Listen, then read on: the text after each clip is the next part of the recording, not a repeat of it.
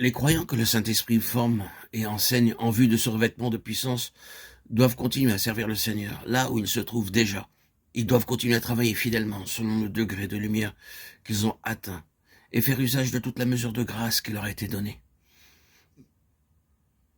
Car c'est dans le sentier de la fidélité que le Seigneur leur donnera l'assurance de ce qu'ils souhaitent. Dieu le veut ainsi. Et c'est là l'une des lois de son royaume.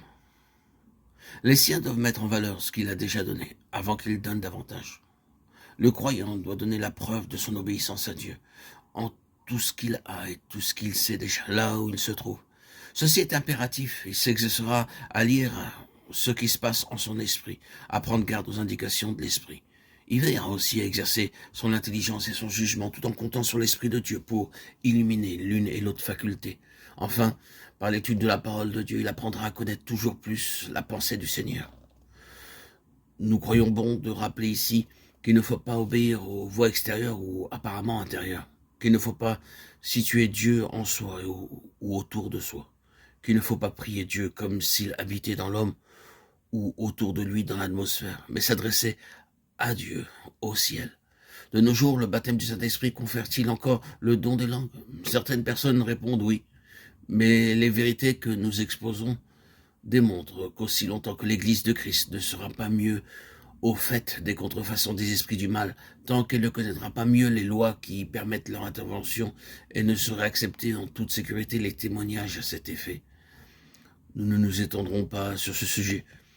Le don des langues, les contrefaçons de ce don ne sont qu'une fraction des innombrables contrefaçons sataniques qui enveloppent de leur mailles serrées les enfants de Dieu en ce siècle. Il nous est impossible de les énumérer tout le long de ces audios.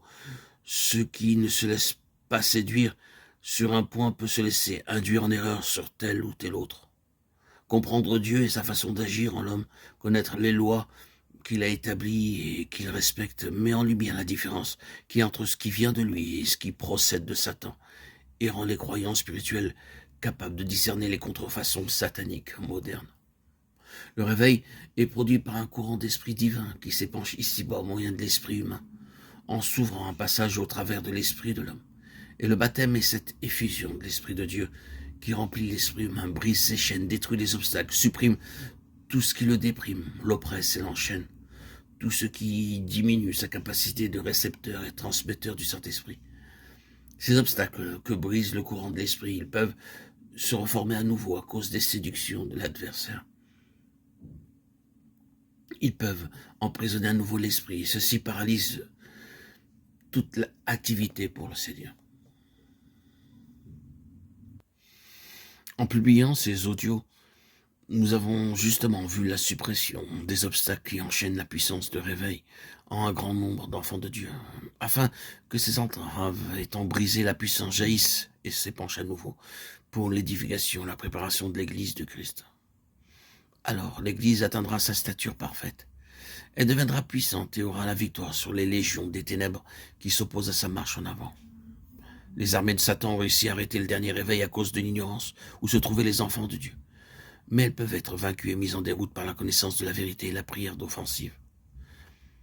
Mises en pratique, les vérités que nous publions dans ces audios affranchissent non seulement les individus, mais encore elles purifient l'atmosphère d'une église, d'une ville, d'une contrée.